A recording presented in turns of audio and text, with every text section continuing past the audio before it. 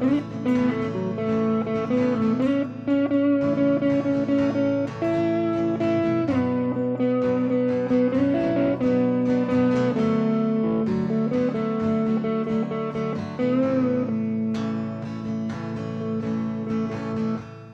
my name's Andy, welcome to the channel.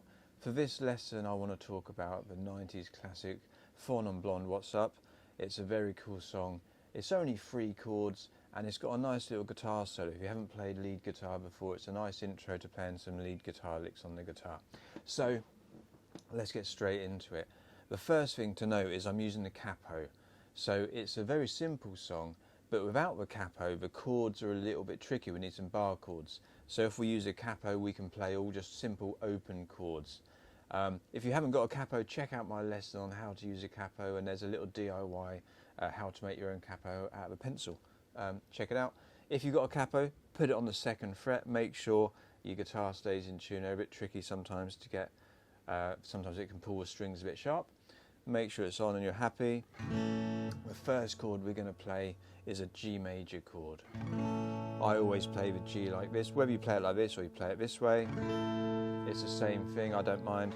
I like doing this one, it's just easier to move your fingers around smoothly. So 2nd finger, 3rd finger, little finger, lots of open strings in that chord. But because of a capo, it actually sounds like an A major chord. And then we go to an A minor chord. So everything has to change to get into that position. But if we're doing this finger and G, these 2 fingers sort of stay together as a unit and just move on to D and G string, drop our 1st finger on, a little finger comes off. There's your A minor. Actually sounds like a B minor though, but it's an A minor chord shape. Then to a C chord. From A minor to C, this is a very quick and smooth change. We only have to move our 3rd finger down onto the A string, which is actually the 5th fret because of where the capo is, but in relation to a capo, kind of a 3rd fret. And this is one of the confusing things about using a capo. I always think of the frets in relation to the capo is now the new nut. So this is now the 1st fret, even though technically it's a 3rd fret, 2nd fret, 3rd fret. So if I say the fret numbers, I'm relating to where the capo is. On the chord part, when I get to a solo, I'll do something different. So there's your G major chord, sounds like an A. A minor chord, sounds like a B minor.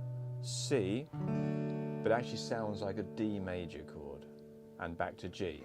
So 1 bar of each chord, so it's 4 bars repeated. G for 1 bar, 2, 3, 4. A minor for 1 bar, 2, 3, 4. C for 1 bar, 3, 4. Back to G for 1 bar.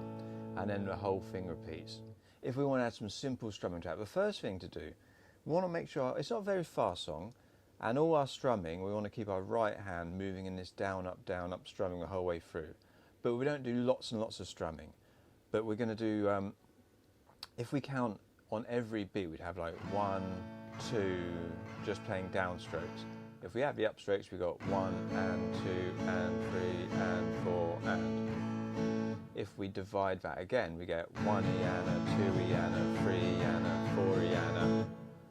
And it's those divisions where we have potentially 4 strums in a bar, but we're not doing 4 strums in a bar. That's how we want to count them, like 1 E and 2 E and. The way I would strum it to start with, just get your right hand nice and smooth. Do 1 on beat 1, just do a downstroke, and then beat 2,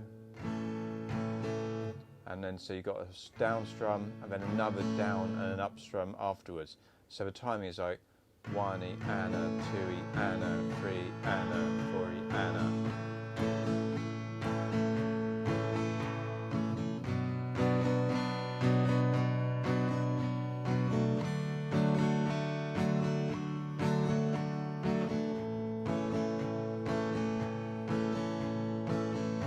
So if you can get that rhythm to start with, it's a bit too busy, but it's just to get that right hand nice and smooth. But that's more strumming than we need. So on the record, the strumming is a bit more like this. It goes.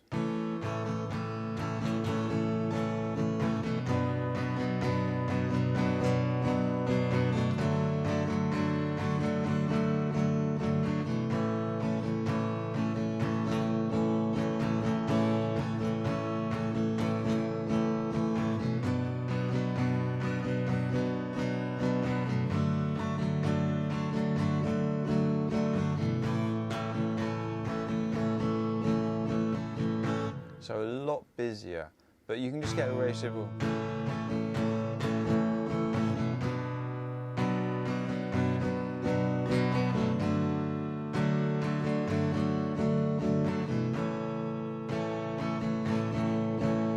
If you note, my right hand has always got this moving, fast moving strumming. It's like doing 16 strums in every bar, just keeping going down, up, down, up. I'm not hitting every single strum in a bar.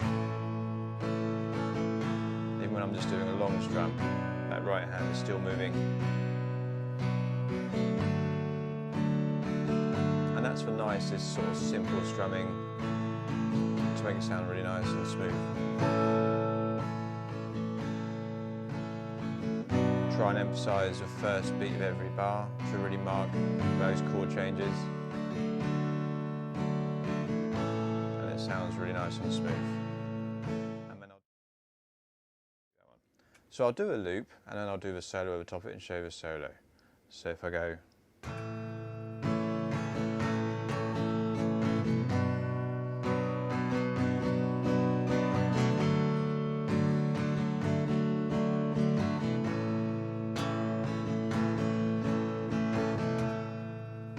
So there's my loop going round and round the same sequence.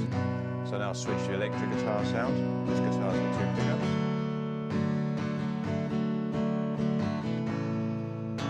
And it starts with.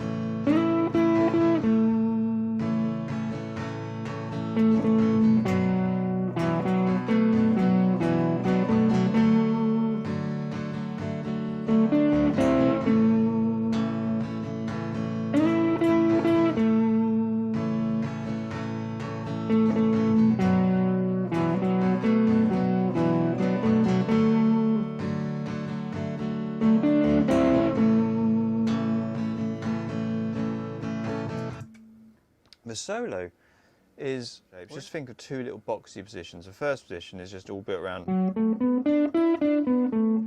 this kind of scale shape. Starts with, so this, forget the capo now. Now we're talking, there's no open strings in this solo. So we can forget the capo really. We don't even need it there to play this solo. If you don't have a capo, you can still play this solo part. So forget the capo, 9th fret to 7th fret G to D string. And then we're all in this little boxy position.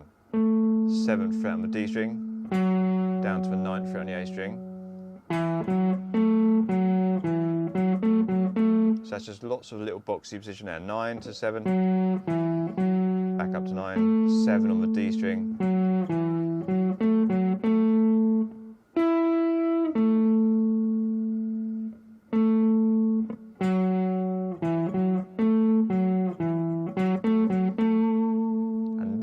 Change position and play everything in this little position here, and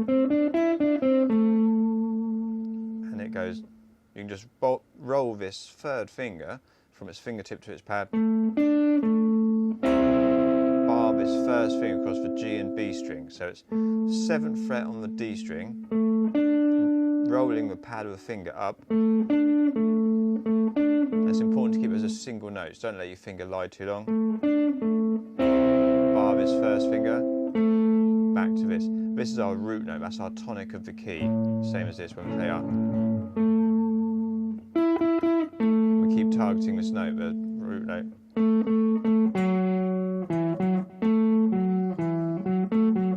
Then change position.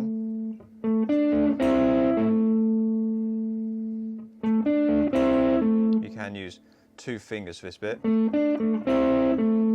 And this, when you bar this one, add a slight bluesy, ever so slight bluesy bend with our 1st fingertip. It's quite hard to bend that way. Add a few little legatos to make it sound a bit smoother. Hammer on, pull off. Different strings, so pick both those. With the chords again.